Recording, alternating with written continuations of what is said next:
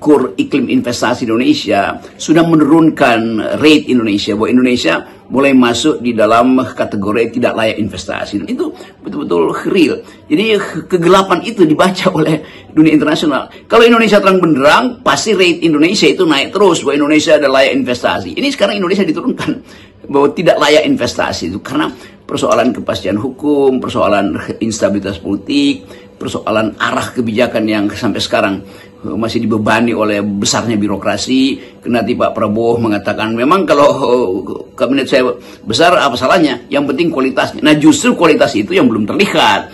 Dan barusan Mahkamah Konstitusi memberi peringatan bahwa seorang menteri yang menteri desa itu memanfaatkan reputasinya atau kedudukannya untuk membackup istrinya menjadi diserang kan. Dan itu juga dibaca oleh sistem internasional bahwa masih ada cewek-cewek bahkan di tingkat menteri.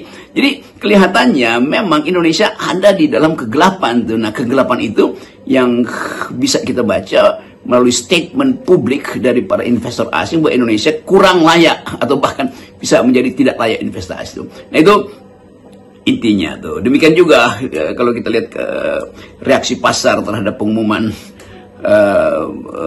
super holding kita yaitu Danantara ini, itu negatif sebetulnya.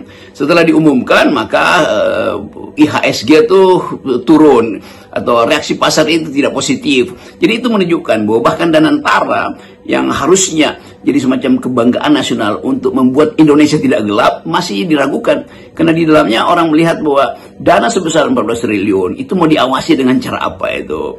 Pengawas-pengawasnya masih ditentukan oleh presiden. Tuh harusnya rakyat yang diminta untuk mengawasi kan. Jadi presiden mengangkat pengawasnya itu juga berbahaya karena pengangkatan itu kan sifatnya politis. Kalau misalnya pengangkatan itu misalnya Danantara itu harus diawasi oleh kaum yang bermoral tinggi itu, oke, boleh aja itu, tetapi punya keahlian teknis. Mahasiswa yang harusnya mengawasi itu tuh, dan DPR yang harusnya membuat semacam keputusan buat cara mengawasinya adalah ABCD itu. Jadi kelihatannya dunia internasional, terutama investor asing masih melihat bahwa Danantara ini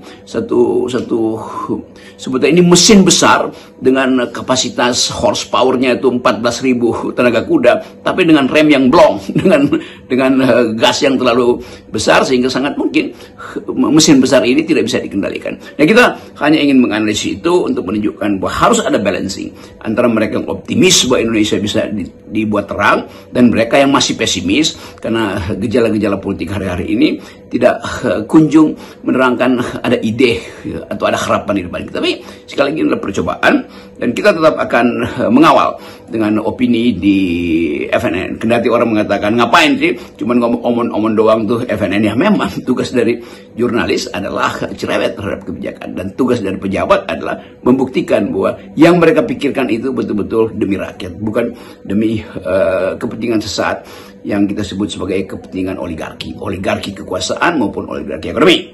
Sekali lagi ini hanya